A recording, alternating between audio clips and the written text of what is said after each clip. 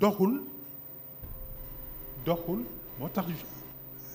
jël naa ay disposition fontu baaxul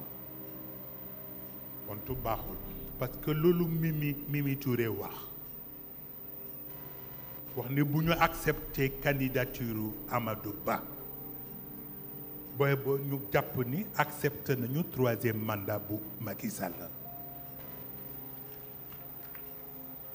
Elle a parfaitement raison ba tax na kon nag duggaguma woon ci biir yëf yi mais bay boo ngeen pare waaw parce que fontu baaxul on en a assez waaw pare leen daa wax sëriñ si fii yëpp lu ñu jàng naa ko waaw te ëpp ñu may taalibe nag waaw bu ko defee kon nag bu subaa dinaa leen wax ñun fi ñu jëm sur le plan politique ak nan la ñuy pare sunu élection ak nag nan la ñuy ñafante ma wax leen ko waaw ngeen baal ma du ñàkk teggin du dara waaw du ñàkk teggin du dara dafay am koo xam ne bu yeggee fenn fi waxal ak moom ci dimension bi nga mën a waxee ak moom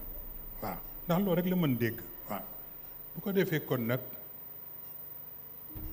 nañu organiser wu te nañu bàyyi xel suñu bopp waaw xam naa mbokk ma ndeysaan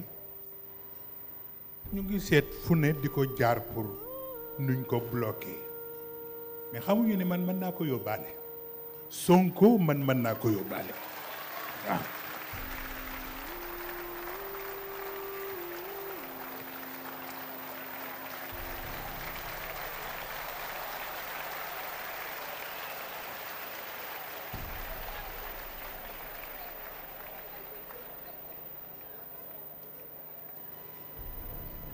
jeex na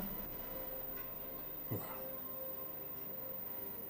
tas parteek yii yëpp ñun ñoo ca jiitu woon tasuñu woon toog fii nii dañoo tas Moustarchidine ba góor gu am fayda ga góor gi Mama Jaw ngeen bal ma baat bi mu wax ka waxoon ni tas na Moustarchidine mu ne ko tas sa sëyu ndey moo gën a yomb waaw loolu di Mama Jaw mag mu amoon fayda la waalo la nag parce que waalo yi moom dañu dëgër fiit lool waaw xam naa ci dara xam naa ne am na ñu may xool di ree waaw waaye noonu la dafay am loo xam ne fayda rek a koy mottali waaw li may wax tooñu maa tey baalu maa tey rek mooy tax borom baale ko et puis c'est tout waaw